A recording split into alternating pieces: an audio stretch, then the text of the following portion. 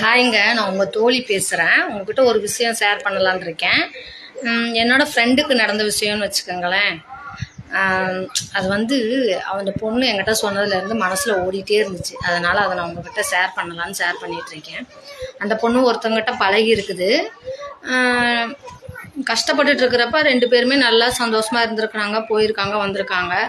ஆனால் அந்த பொண்ணு லவ் பண்ணுற ஆளுக்கிட்ட கொஞ்சம் வசதி, காசு, பணம் எல்லாம் வந்ததுக்கப்புறம் அந்த பொண்ணை வந்து அப்படியே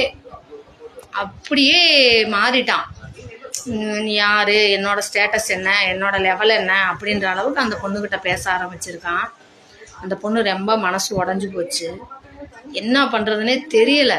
மனசு ரொம்ப உடஞ்சி போய், என்னடா நம்ம இப்படி ஏமாந்துட்டோமே, இப்படி முட்டாளாக இருந்துட்டோமே, நம்மளை ஒருத்தன் யூஸ் பண்ணிட்டானே, அவன் கஷ்டப்படுறப்ப நம்மளை கூட வச்சு, அவன் தேவைக்கு நம்மளை கூட வச்சு அலைஞ்சிட்டு, இன்றைக்கி அவன் கையில் காசு பணம் நல்ல ஒரு லெவலுக்கு வந்தவனை என்னோடய ஸ்டேட்டஸ் என்ன, நான் எப்படி அப்படின்னு பேசுகிறானே, நம்மக்கிட்டையே ரொம்ப நம்மளை அலட்சியப்படுத்துகிறானே அப்படின்னு நினச்சி அந்த பொண்ணு ரொம்ப மனசு வேதனைப்பட்டுச்சு. அந்த மாதிரி வேதனைப்பட்ட நேரத்தில் அந்த பொண்ணு என்ன பண்ணுச்சு, அந்த விஷயத்துலேருந்து வெளியே வரணும் அப்படின்னு சொல்லி மற்ற ஃப்ரெண்டுங்கக்கிட்ட, அதாவது தப்பான விஷயத்துல இல்லை, மற்றவங்கக்கிட்ட நல்லா க்ளோஸாக பேசுகிறது, ஜாலியாக இருக்கிறது, அந்த பொண்ணுக்கு எப்படி இருந்தால் அந்த விஷயத்தில் அவனோட விஷயத்துலேருந்து வெளியே வர முடியுமோ அந்த அளவுக்கு அவன் விஷயத்துலேருந்து வெளியே வரணும்னு சொல்லி, ஒரு உதாரணத்துக்கு ஒரு புக்ஸே படிக்கிறோம். அந்த புக்ஸு எல்லாம் பாட்டு கேட்குறது, இந்த மாதிரி அந்த பொண்ணு மைண்டை கொண்டு போயிருக்கு.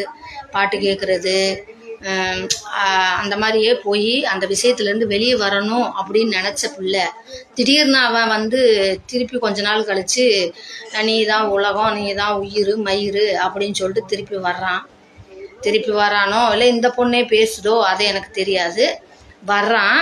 ஆனால் வந்துட்டு, நான் உனக்கு வேணும்னா நீ இந்த மாதிரி புக்ஸ் எல்லாம் படிக்கக்கூடாது, இந்த மாதிரி பாட்டெல்லாம் கேட்கக்கூடாது, நீ வந்து ரிலாக்ஸாக இருக்கக்கூடாது அப்படின்ற மாதிரி, அதாவது நான் மட்டும்தான் எல்லாம் அப்படின்னு நினைக்கிற அளவுக்கு இருக்கணும் அப்படின்னு சொல்லி அந்த பொண்ணை வந்து எந்த விஷயத்துலையுமே ஈடுபடக்கூடாது அந்த பொண்ணை தடுக்கிறாரு.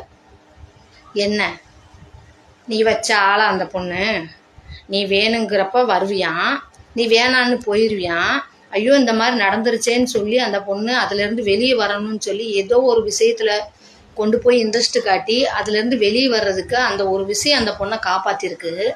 அந்த ஒரு பாட்டே இருக்கட்டுங்க, புக்ஸ் படிக்கிறதாவே இருக்கட்டுங்க, அன்னைக்கு நீ விட்டுட்டு போய் திமிரு பேசிட்டு திரிஞ்சப்ப அந்த இடத்துல அந்த பொண்ணை வந்து மனசுக்கு ஆறுதல் கொடுத்த விஷயத்த இன்னைக்கு நீ அதை விட்டுரு,